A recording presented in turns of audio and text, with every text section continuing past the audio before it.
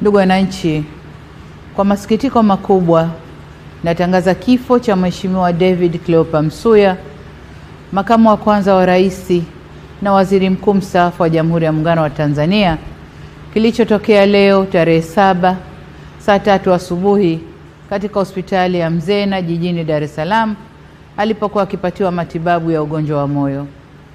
Hayati Cleopa David Msuya ameugua kwa muda mrefu na amekuwa akipatiwa matibabu ndani na nje ya nchi, ikiwemo katika hospitali ya moyo ya Jakaya Kikwete, hospitali ya Mzena na kule jijini London nchini Uingereza.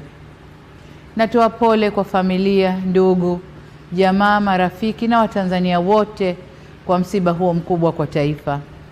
Aidha, ninatangaza siku 7 za maombolezo ambapo bendera zitapepea nusu mlingoti kuanzia tarehe 7 hadi tarehe 13 mwezi huu wa 5. Taarifa zaidi kuhusu msiba huu zitaendelea kutolewa na serikali. Poleni sana Watanzania.